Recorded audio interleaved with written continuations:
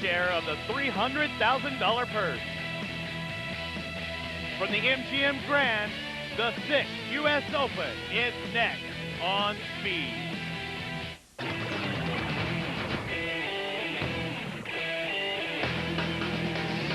With all the glitz, glamour, and pageantry that Las Vegas has to offer, just off the Las Vegas Strip, it's the 6th Maxxis U.S. Open.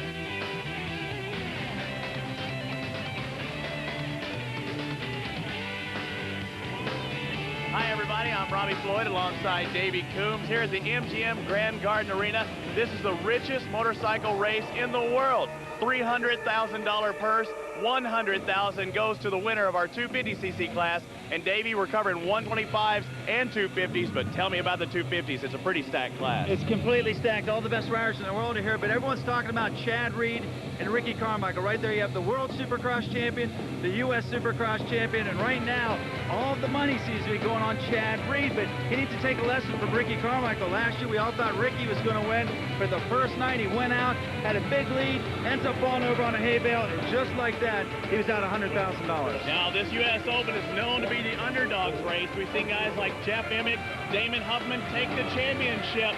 Who's the next guy? Is it Nick Way? Well, I'll tell you what, a lot of people are talking about Nick Way today. He's riding his new factory Suzuki, looks really comfortable, and I know he's been getting a lot of help up in Michigan from Jeff Stan, but I'll tell you what, Stan's also been working with Ernesto Fonseca. Don't forget about that name. Ernie is Ricky Carmichael's Honda teammate, and he's learned some stuff from Ricky, including the fact that he needs to get himself a trainer. So Ernesto's been training hard, and you can never count out Mike LaRocco, last year's big winner.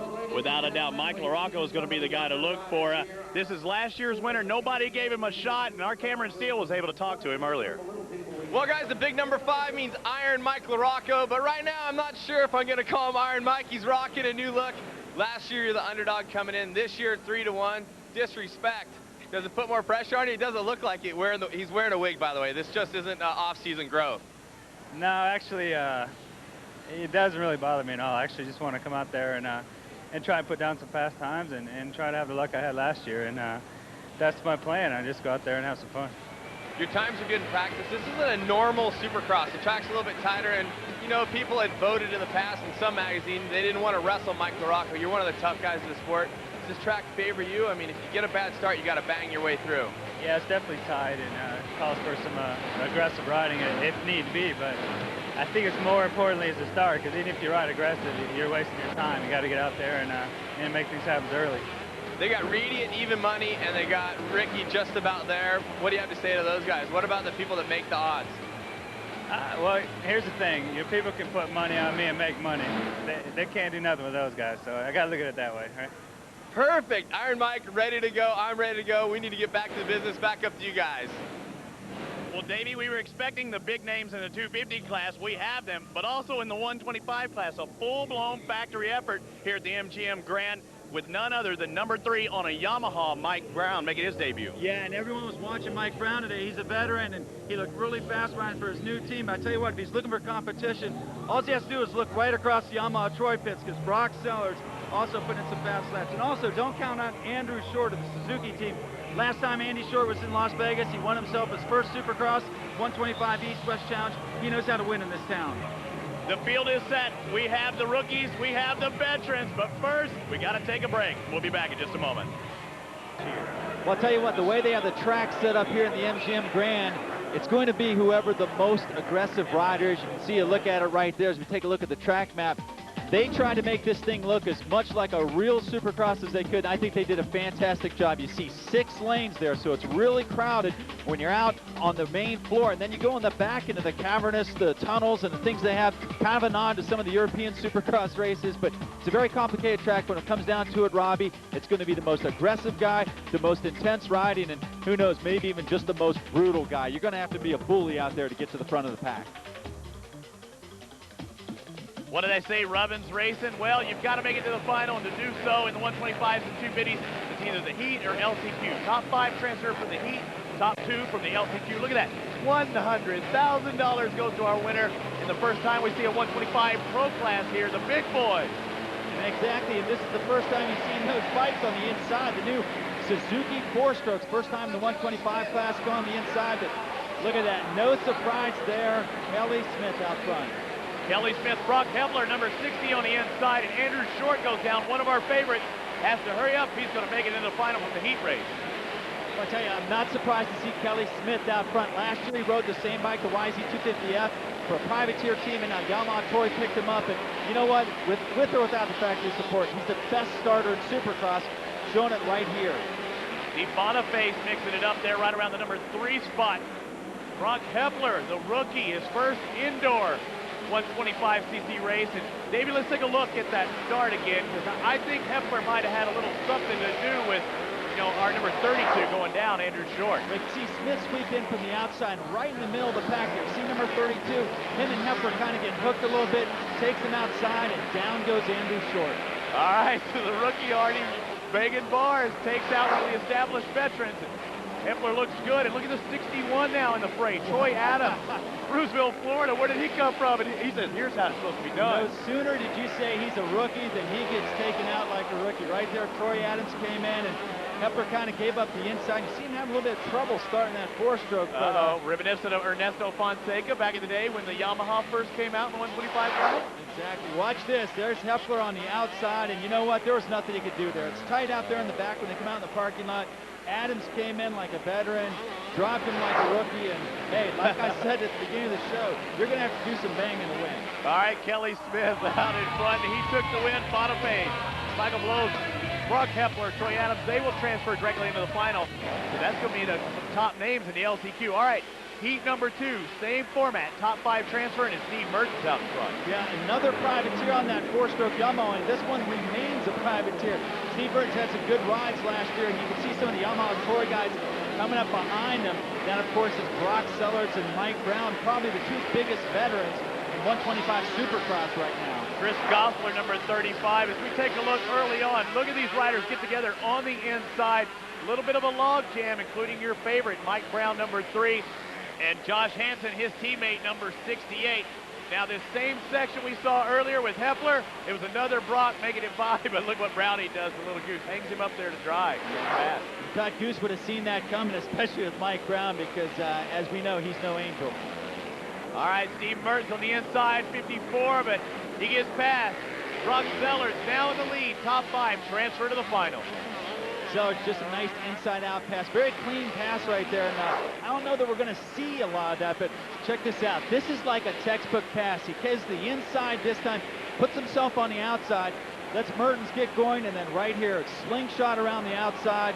I don't think Steve knew what he was going to do, and that's just a really smart move by a Supercross veteran. He did it the hard way, passed on the outside. Mertens was trying to hug the inside. Sometimes being a little too cautious is going to hurt you. And yeah, Sellards starting to pull away. Now on the inside, Brownie's going to park you for sure.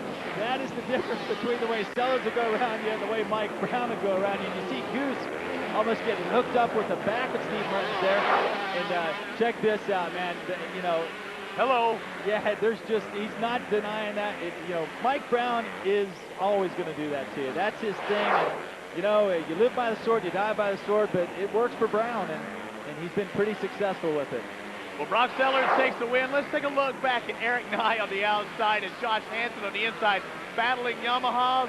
And I'd say Nye came out on the worst end of this deal. And Hansen's been a teammate of Mike Brown for about 10 minutes, and already he's learning how to ride like him. Okay, Sellards, Brown, Gosselaar, Mills, and Weigandt will transfer. Cameron Steels with Brock Sellards. What about the 125 class? I mean, it seemed like it was easy work for you. Is the track working great with the 4-stroke right now? Yeah, I mean, everybody's on a 4-stroke here, so it just this track suits me. I've been working for it, and I feel ready out there. I see your shoulder leaning. Go, go, go. He's riding about the 125 and 250cc class, Davey. The 125 LCQ with Steve Mertens out in front again. Mertens, another good start. You can see Andrew Short right there in third. Trying inside line there, moves up. He's got to get in the top 2 to qualify. Whoa! Riders down. It looked like Jonathan Ship on the Kawasaki. Who was the Yamaha? It was Josh Hansen, and man, he hit the eject button. Check this out. Shimp decides not to jump. Right there, you see Hansen's already fully committed. Ejects off the side of the jump, and I tell you what, he is lucky that didn't happen a little later in the race. Someone would have been coming the other direction right there. Oh, thank goodness for tough blocks, but man, look at the contorted body going into those rockers. It looked like he got hit by a linebacker. All right, Steve Mertens out in front. It's your battle for the lead right now. Look at this 32, though. Andrew Short trying to make a pass on the outside. Can he hold it? Well, it's a good thing he got by because Greg Schnell is coming up behind him fast. And right there, you have a couple of past Supercross winners in Schnell and Short. They want to get in this main event, but so does Mertens. He's one of the hardest charging privateers. Check this move out. Andrew Short just ducking on the inside of Steve Mertens there. Robbie, if he doesn't duck inside a little earlier, he's going to clip the side of that wall, and that would be it for him. But Short comes through, a little ways to go, and there's the checkered flag. Short takes the win. Mertens takes second. He's a happy man. Greg Schnell, unfortunately, is going to finish third. Not going to make it tonight's show. Hey, it's always tomorrow. The Rock, Mike LaRocco. He'll attempt to qualify for the 250 main when we come back. U.S. Open. Great racing still ahead, but as always, we have a little freestyle action. Some of the biggest names in freestyle motocross are here putting on a show for the crowd. Mike Jones, that's Mad Mike Jones to everybody else. Trevor from Wherever Vines, Darren Conant and Dan Pastor. Some big names here checking them out, Davey. Yeah, you know Ricky's saying to Reed right now, I can't do that. I could do that. I couldn't do that. Well, that guy, Darren Conant, had the biggest whip. I don't think Ricky, Reed, or any of them could best that. All right, heat race number 1, Ricky Carmichael out in front. The Subway Racing Honda of Joe Aloff back in the number 2 spot, and the factory Suzuki. Is that Nick Way trying to stick his nose in there? That's Nick Way, but check out David Vuillemin, the Cobra. Really looking forward to this race. I know he's been doing a lot of work with David Bailey. He didn't have the kind of summer he wanted, but tell you what, it's a good place to get on track.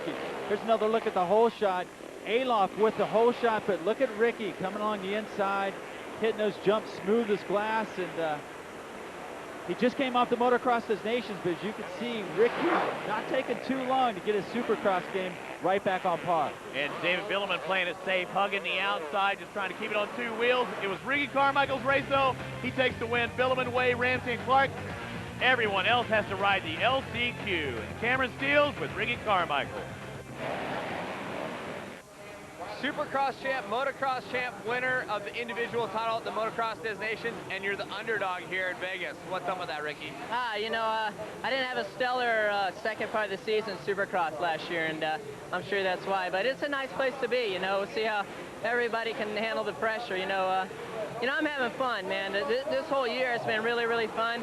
A lot of traveling, you know, the last couple months, but I'm just glad to be in Vegas, man. I love it here. The fans are awesome this weekend, and we're going to give it all we can. Back to 250 qualifying heat race number 2. Look at that, the single digit. Grant Langston, number 8, fresh off his 125 national championship. So right there, he gave up the inside to Ernesto Fonseca, and Ernie goes by. And then right there, Chad Reed does likewise to Mike LaRocco. A little less aggressive, I think, right now than what we saw in the 125 class earlier. But these guys are Supercross veterans. And I tell you what, kind of a big surprise that Langston got that good of a start. He's just moving up to the KTM 250 Supercross program after winning that 125 outdoor national title, and hasn't had a lot of success on that KTM 250 SX. Right here, you see Reed coming down the inside, takes a look over. Usually you do that over big jumps, not through the whoops. Well, except for Chad Reed. He is so fast in that whoop section. He proved that he was the fastest in all the whoop sections of the last 6 Supercross races. And look at this, Grant Langston takes the outside line. We've already noticed that's the wrong thing to do if somebody's on your inside. Oh, for sure, no doubt. But I tell you what, still impressed that Langston's fully committed to moving up the 250 program. But you can see right now, between guys like Fonseca and Chad Reed here, just out motor him down through the whoops. He's got some stuff to learn. He can get it done outdoors, but indoors is going to be a different story for Grant. All right, Fonzie, Ernesto Fonseca set up at the outside. We've got a block pass in the making. Chad Reed hugs the inside, takes over that number 1 position. I tell you, that YZ250 is so impressive, and Chad Reed just able to get everything out of it. You saw him just rocket out of the tunnel. And right here, coming up on the inside, Fonseca had a chance to get a wheel in there, but Chad held him off, takes a little look over his shoulder, and some pretty close, clean racing so far. Very reminiscent of Jeremy McGrath right there, just taking a look over, trying to get that intimidation factor. Look at that, he is behind a full bike and a half, but gets great drive coming down that front straightaway, and he's set up on the inside to push everyone wide. That everyone was Ernesto Fonseca. Excellent work by the cameraman there, and you're right. Every time I see Chad Reed, I think he looks more and more like Jeremy McGrath. Taking the win was Chad Reed, Fonseca second, LaRocco, Short, and Langston. So Langston puts a KTM into the final. Well, Chad, you ended up the season with 6 Supercross wins. The last one here in Vegas, it looks like you're ready to keep the freight train rolling. For sure, Cameron, that's the plan. It's last time we're here, and I had a win. And last U.S. Open this time last year was my first Supercross on a 250, so it's exciting again. You know, we got new parts for the bike and new rules, and we're just working on everything. Everyone at Yamaha, Thor Parts Unlimited, Scott, everyone's working really, really hard, and we're ready to take off where we left off. Chad Reed did just that. The last chance qualifier to transfer, and right now Jason Thomas and Josh Demuth are those 2 riders, and Demuth sticks a wheel in. And not enough. Look at that, Davey. He wasn't backing off for 1 gate position. You see Joe Aloff, Isaiah Johnson, Heath Voss will have to wait to the next show, but Thomas and Demuth going to round out that 250 main. Well, Tag Entertainment, Supercross feature film. They were doing all the work here. Cameron Steele might be in it, but the star will be Elena Austin, and we'll be seeing that at theaters soon. His coverage of the 125cc main event here at the U.S. Open. The field is set, 15 laps with 12 riders. David, it looks like Brock Sellards, your #1 qualifier. And you see all those Yamaha Troy guys, Kelly Smith and Mike Brown taking those inside lines. There are people on the second row. It's close quarters here, but I tell you what, the Yamaha Troy guys lined up on the inside. That's where I would want to be on a start like this. Listen to that field. A lot of 4-strokes in there. You don't hear many 2-strokes. Who's going to get the start? It's a short start, so I guarantee you the guy with the reaction time is going to get it, and then you're going to have to hold it on that tight first turn. And there they go. Look at that. Kelly Smith, like we were talking about earlier, best starter at Supercross, and there's Gosselaar on the outside on that new Honda. The Honda CRF250. Oh, Brock Sellards and Steve Boniface got tangled up. Sorry, Robbie. That was brutal. You didn't even have time to spit out who was out in front, and already somebody goes down. 2 riders down, and one of them's your favorite, Brock Sellards. Yeah, that's, you know what, when you're on a tight track like this, close quarters, that's going to happen. Check it out. There on the inside, you see Sellards, number 18. They just come down on each other, and man, that's it. There's no room, no time. No matter how good your reaction, you're going down if you tangle like that in the air. Steve Boniface got the worst end of that deal. Doug Bodner taking care of him. The whole Asterisk crew doing a great job. Chris Gosselaar out in front. The debut, he told me he was riding it for 4 days leading into the day. I tell you what, I was lucky enough to ride that bike. We're talking about the CRF250R Honda, and man, it's a good bike. And I'm not surprised it only took Gosselaar 4 days to get used to it, because when I rode it, man, I was on the pace. Well, you know, only for a little bit. On the whose pace? Whose pace are you talking about right now out in front? Chris Gosselaar, the 33 of Kelly Smith on that Boost Mobile Yamaha. Looking good. We expected really Smith to be up there. I really haven't seen much consistency out of Gosselaar up in front, though, this year. No, not at all. Chris Gosselaar might be the best 125 Supercross rider never to win a main event. It's because he lacks that consistency, and Honda and the AMSOIL people are hoping that he'll be able to put it together this year. And tell you what, he's off to a good start here in Las Vegas. See the riders tripling into that corner. You're starting to see the multiple lines developing, especially these right-hand turns where it's slippery. You know, you give different lines, like we saw Josh Demuth a while ago. You give multiple lines for passing, and they will take advantage of it. They sure will. And I tell you what, I'm impressed by the way the track crews approach the track here in the MGM Grand. They're really letting it break down a little bit. You don't see that very often in Supercross. And, oh, Mike Close.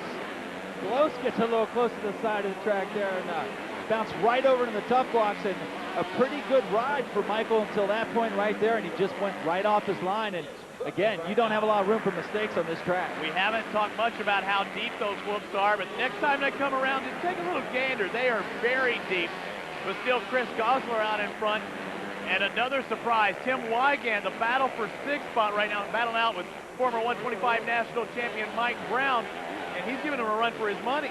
Yeah, and you saw right there, Brock Sellards made a little mistake in the corner before them, so Brown, a terrible start compared to what the other 2 Yamaha Troy guys did. And I take that back. It was Andrew Short who was right in front of him and messed up in the corner. But Brown's got a long way to go. So does Short if they're going to catch up to Kelly Smith, Chris Gosselaar, and Troy Adams, who's a big surprise right now in 3rd. Yeah, the 61's a blur. He's in the top 3 right now. But here's the race we expected, but not for 4th, 5th, and 6th. We thought both of these guys would be up front, especially after their heat race. Exactly. You know what? Anything can happen here at the MGM Grand. It's a short track, as we saw at the start of these races. Guys falling everywhere. All you want to do is keep moving forward, try to stay out of trouble, and who knows, might get hooked up with a rider like we see Short right here with Mike Brown. If they hook up together, they might be able to push themselves up. And right in front of them, you saw the 4th place. That's Brock Kepler. They're not that far behind the leaders. Keeping that pace. It's a 15-lap race, and you know you're going to encounter lap traffic really early, a little less than a 1-minute lap time. If you take a look at our leaderboard, Smith, Adams, second and third battle, and Adams, where in the heck did he come from? The little Triple X rider from Florida. He hasn't really made a name for himself, especially in Supercross. No, he had some problems last year when he was riding the 125 with low. Mike Brown got a little close him over the bars. A little close to the exit right there. But yeah, Troy Adams doesn't have the credentials he has sort of outdoors. People know he can go fast outdoors. This race is a good opportunity for him to show him he can do it indoors as well. Take a look at Mike Brown. Oh, on the inside, it's Hepler able to triple by, but Short takes over the position, goes for the front tire. I'll tell you what, they're both on Suzukis, but they are not teammates. Brock Hepler riding the full factory Suzuki, but Andrew Short is a MotoWorldRacing.com rider. And here's how that's set up. Hepler seat bounced from the inside, made over the triple, and then Short cuts across the inside, gives him a little look over. Right there, he could have dropped him if he wanted to, but things aren't that bad there. Now, Robbie, earlier you were talking about how deep the whoops are. This was when Bloss went off to the side into the tough blocks, just like that. He ruined a fourth place start. Tough break, but man, this track is full of landmines like that. There's our leaderboard, and we'll be back with a 125 finish.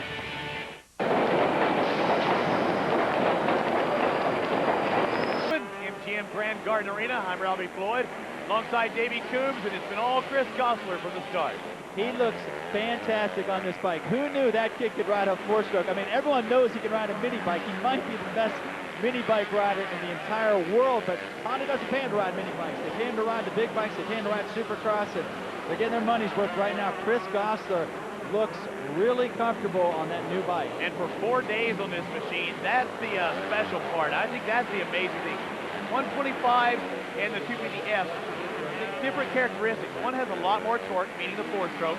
The 125s are really tight. You got to stay in the RPM range. And we're hearing a lot of four-strokes here. I tell you what, the way these bikes have evolved and so quickly, you got to be crazy to ride a two-stroke 125, or you got to be a KTM rider. Yeah. They're the one brand that doesn't have one yet, but that'll happen in 2005. But yeah, ride a four-stroke against a 125 in this division.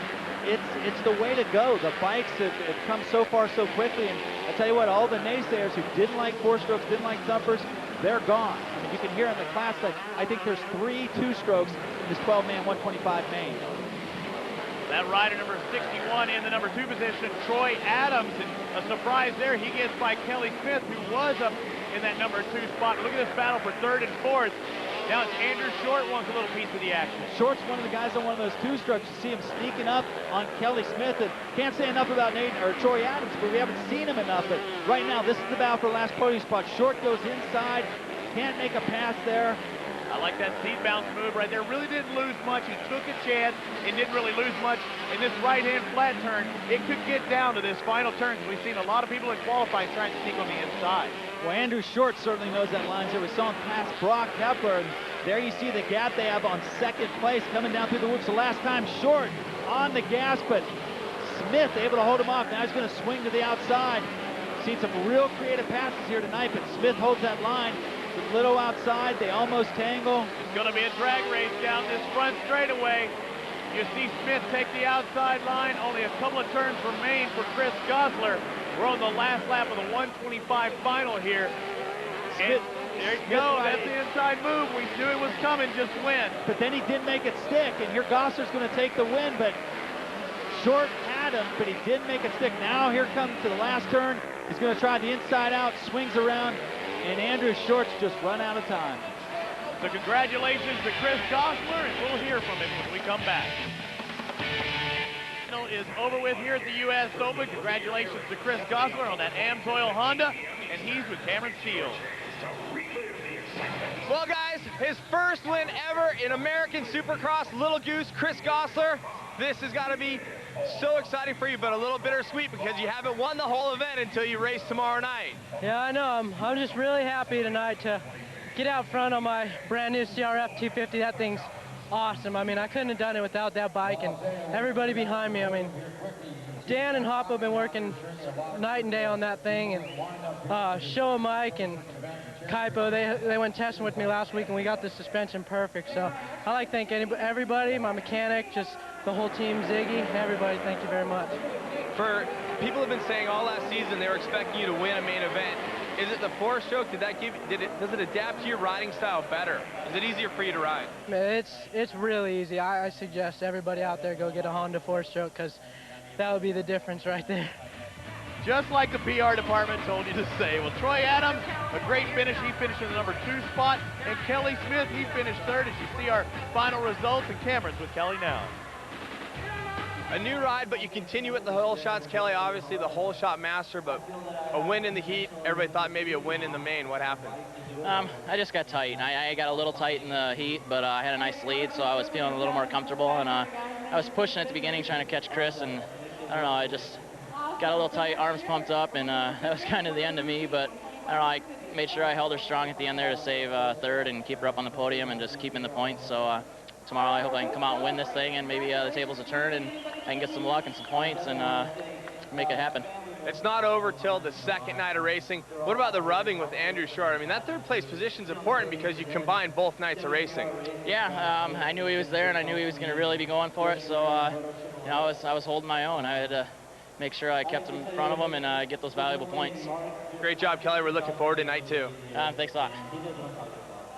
We will see Kelly Smith very soon. The 2004 Supercross Series starts in Anaheim, California. 15 rounds, all being promoted by Clear Channel Motorsports, except for the Daytona round. So mark your calendar for the Supercross near you. Let's go back down to Cameron Steele. Well, a night of firsts, a first-time winner, and a first-time podium for Troy Adams, Team Moto XXX. This has got to be exhilarating for you. I don't know what to think. I'm speechless up here when they interviewed me. I don't know what to say. I've never done this, and it's definitely a good feeling. I want it to happen more and more. Well, you're definitely excited. The race, let's talk about the track. I mean, I think there's a lot of people surprised that you caught Kelly Smith and passed him. Yeah, I think one of my strong points were the whoops, and I've trained really hard. My whoops were my downfall last year, and I definitely wanted to work on them. I think I got them down. I think I got them figured out. So, and that's what makes all the race. You're going to night 2, setting in 2nd place. You are now the hunter, looking for the championship here in Vegas. That's it. It's good to be in that position. Great job. Congratulations. All right, thanks a lot. Boy, Davey, Troy Adams, all smiles there, huh? Good things going to happen to that kid in the future. Not only the big bikes, the little bikes are in action here at the U.S. Open. Each one of these little KTM riders qualified at a Supercross. They won their respective rounds in a good battle here this weekend with the 3 and the 12. The number 12 of Cole Pritchard, the number 3 of Jesse Nelson.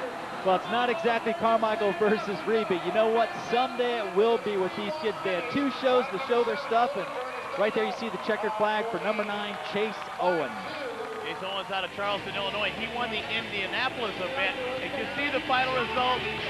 It's kind of hard to say they're future stars because they're current stars, Davey Coombs.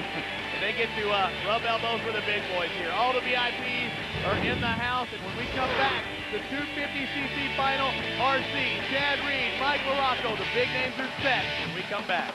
Bobby Floyd along with Davey Coombs, and there's the man himself, James Bubba Stewart. When's he going to be making it to the big show in the 250s, Davey? I don't know. A lot of talk about that. I'm here not till 2005. As you can see, he has the best seat in the house for this 250 main event here at the MGM Grand. Well, you take a look at our top qualifiers. Ricky Carmichael, he has the number 1 gate position. We'll see where he picks. Everybody else qualified just a little bit behind. Finishing was Josh Hansen. He took that 12th and final transfer spot. That's going to put him on the 2nd row, so I wouldn't bet on Josh Hansen to get the whole shot, but there you see Carmichael on the inside, Reed's right next to him. Those are the dominant favorites as the gate drops. And it's Vuillemin. Vuillemin on the blue Yamaha 24, Ernesto Fonseca on the factory Honda, 1 and 2, Carmichael on the inside. I did not expect Vuillemin to get out of the gate so well. David was kind of there's Carmichael, must have my Fonseca, but Vuillemin was really not showing a lot of speed in practice and qualifying. So first big surprise at the main event comes right off the start. Well, the Sting of the Cobra has him out in front. Carmichael, number 4 in 2nd, Fonseca 3rd, number 22 in 4th, that's Chad Reed. But surprise here, David Vuillemin. You talked about how he's been training with David Bailey. Must have been practicing those starts this past week because he got a great home shot there. Yeah, David was riding that YZ 450 at some of the Nationals. It just didn't have a very good summer, kind of like Chad Reed. But looks like he's glad to be back in Supercross. And speaking of Reed, right there he is in 4th. Before he can get to Carmichael, he's got to get around Carmichael's teammate, Ernesto. taking the inside line. You see Ricky Carmichael being very defensive. That time, it looks like they want to go outside to get that momentum and drive, but they just don't want to set themselves up for a bar pass. No, not at all. If you find yourself on the outside here, you blink your eyes, you might find yourself back in 6th place. All right, here's Chad Reed's favorite part of the track, the whoop section, but Ernesto Fonseca doing well. Right now you have Yamaha with 2 Hondas in the middle. Yamaha gets, and there goes another Honda. Mike LaRocco moves in the 5th spot. He got by Nick Wade on the factory Suzuki. Pushing them out right there. Now you got all of your veterans. These are the guys you expect to see in the top 5, although I think that LaRocco would have behooved himself with a much better start if he wants to defend his crown and make $100 grand again.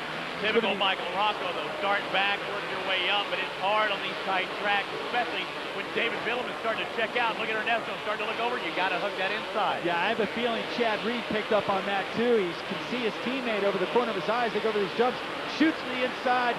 That was a nice pass. He could have put him over into the cheat seat, but Reed, very aggressive, but not so aggressive that they mess up and go out into the tough blocks. You see the multiple lines. You see different ruts. That is a good thing. That means we possibly will see passing a little bit later. Little slippery jumping down to the front straightaway now. Ernesto Fonseca moves to the 4th spot. David Vuillemin out in front. 2nd spot, Ricky Carmichael. 3rd spot for 22 of Chad Reed, Fonseca, and LaRocco. And Robbie, as you saw that picture again, you could see Vuillemin sort of inching away from Carmichael, who in turn was inching away from Reed. So right now, it looks like the guys out front with the clear track are making time, and you know, you can win or lose a race right here. Look at the different lines they're taking. When nobody's behind you, they'll take it as wide as they can, get that momentum up. Neat bounce. Oh, Jeff Ward style, kick the leg out, jump back on the front straightaway. Just look at the different lines coming into this jump section right here. You can go inside, double-double, or you can actually triple. I tell you what, Robbie, I like that Jeff Ward analogy. Carmichael does look like the former Supercross champion, right down to the number 4, but tell you what, he's got his work cut out for him. As we're watching him, remember, Vuillemin inching away slowly but surely. And I tell you, that is, oh, Carmichael. Setting up for that outside a little bit too far. Holy smokes. Those tough blocks don't give. He could have just as easily got thrown over the handlebar. I tell you what, that was a world-class save. I can't imagine what was going through his mind right then. I can't. Parts Unlimited bail going right through the bottom of the transmission. But now it looks like Reed's starting to close in a little. Yeah, that might have been what Reed needed to see to close up. That's going to, you know, on a track like this, you make a mistake like that, and that was a big mistake. It's going to take you a while to get back on your game. And as you can see, Reed is really closed up. But, you know, my point was that Vuillemin is slowly inching away, and, you know, Carmichael going the other direction. And now he's got a Yamaha in front of him and a Yamaha behind him. And right now, he's got to be more worried about that Yamaha behind him. Right. The reason he hit those tough blocks, he's trying to set up wide, get into that corner. And that next time around, you have to be going, all right, don't do it again. He's just going to pop up in the berm. He's kind of mentally doing himself in right now. I tell you what, as surprised as I am at Vuillemin riding out front strong, I'm a little surprised that Carmichael is kind of sloppy right now. I mean, I know Ricky just flew back from Belgium. Right. He went over won the Motocross of the Nations just last weekend, but I expected him to be a little tighter, but you know what? You've got the guy who beat you the last 6 races in Supercross behind you now, so I can understand what's going through his mind, and he's going to start getting in that defensive mode, which could eventually do him in as well. But exactly, you said he has been practicing for the Motocross of the Nations. He won that event. He beat Devin Everett, the rest of the boys. Chad Reed's been practicing for Supercross. He didn't go. Chad Reed sat that out, didn't ride for Team Australia. And right there, slingshot to the outside. Reed all over Carmichael. I think Ricky is totally unnerved, and there's that move. Wow, does Reed get out of that corner fast? Ricky did not have the drive, threw himself forward. He knew he was not going to have that forward momentum. He's going to try and get back on the inside here. Can he stand him up? No. Too late diving into the turn, and the crowd's going crazy because they know Reed's on his way up. If Reed gaps Carmichael right here, Ricky could forget about it because he's going to have a hard time getting that pace back up. I tell you, they've had a long time to think about this race all the way back when they lost. Carmichael lost those last 6 Supercross races. Reed picked up right where he left off in the Las Vegas back in May. Well, Chad Reed trying to check out. He's in 2nd spot. Carmichael's behind him. Everyone chasing David Vuillemin. Stick with us.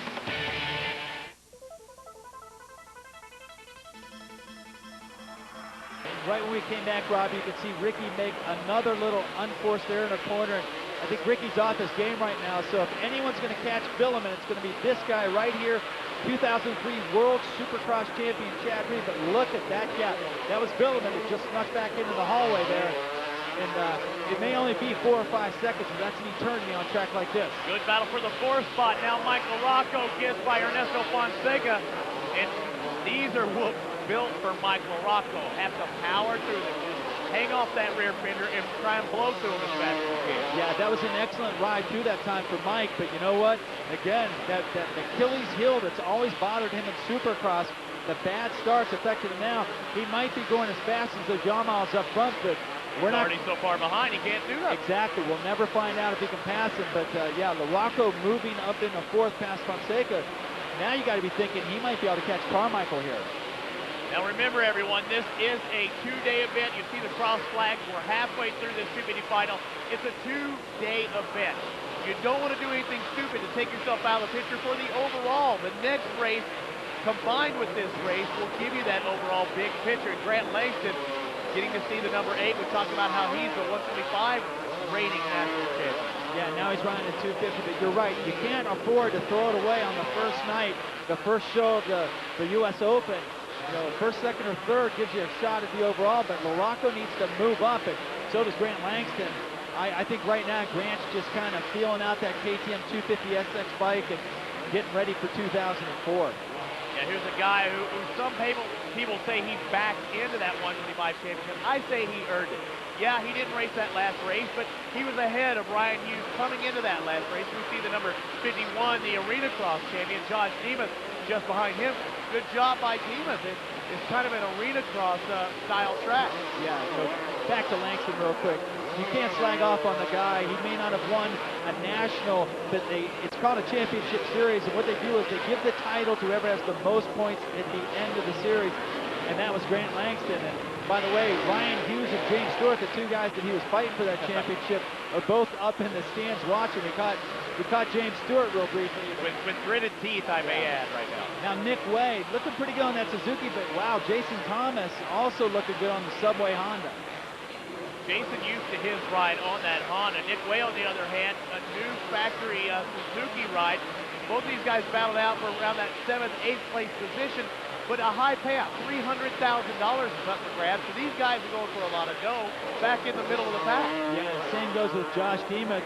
And I know that part of the thing Josh is thinking about out there is getting ready to defend his 3rd National Arena Cross Championship, but I'm pretty impressed with how Josh has ridden, especially considering the fact he came from the 2nd row. Jason Thomas, you hear that 4-stroke thumper trying to set up inside of Nick Way.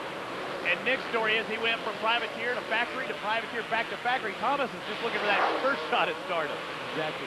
This was earlier. This was the pass Chad Reed made on Ernesto Fonseca. That's a sharp pass. Like I said earlier, he could have put him out in a cheap seat, but he didn't. And then this is Carmichael's just near disaster coming off that jump. And you know what? He hasn't been the same since. Reed was able to catch up to him, make a pretty smooth pass. Watch this. Hits the outside, slingshot to the inside, and he's on the gas while Ricky's still trying to negotiate that corner. Leaps right by him. He was looking for traction where there was none. And David Vuillemin, he's out in front. But just like any tight Supercross or Arena Cross race, when you come into lap riders first, it's always a detriment. You're the first guy to come up on these guys, and they don't know whether to let you by or if you're racing with them. Yeah, and you're lapping some pretty high-end guys who aren't used to be lapped. Like, for instance, he's coming up on Jason Thomas and Nick Way, who we were just talking about. But, man, I just can't say enough about how impressed I am with Vuillemin. He looks like a totally different guy than the one who finished the Outdoor National Series. I mean, you know, the joke around the pits was that after he and his wife Erica had a baby, they had a 10-pound baby, and David went ahead and put on 10 pounds of his own. But, man, I tell you, he has obviously been in the gym, been out on the practice track. He looks sharp, he looks smooth, and he has not skipped a beat. Chad Reed sneaking up just a little bit, but you know what? David rode so well at the beginning of the race, Robbie, he has time to look back over his shoulder and kind of cruise right now. Well, he is taking a look over the number 12 of David Vuillemin out in front. The white flag, the last lap. The last time I saw him was at Millville, and they were having to carry him off due to heat exhaustion. No exhaustion here. He might be getting some R pump going. I'm about to win the U.S. Open night number 1, but Reed really closing in this last lap. The lappers are really causing problems. Yeah, they are, but you know what? Vuillemin's able to get by pretty quick. Unfortunately, there's not a lot of time left in the race as far as David's chances go. But, you know, like you said, there's 2 shows in this race. You know, you got to win now and you got to win the next one. So having a second is just as good as a win, although this is really going to help David Vuillemin's confidence. Just a couple corners to go. He's got Nickway in between him. What an impressive ride for the Cobra. No one to catch up to David Vuillemin. He takes the win. Chad Reed in second, and RC, Ricky Carmichael, is going to finish third. He's still in the hunt, as is last year's champion, The Rock. Mike LaRocco takes the number 4 position. I tell you what, that was a start-to-finish win by David Vuillemin. He's got to be feeling good about Vegas. When we come back, we'll hear from our winner here at the U.S. Open. Open on Speed has been brought to you by KTM. See KTM's entire ready-to-race lineup at ktmusa.com.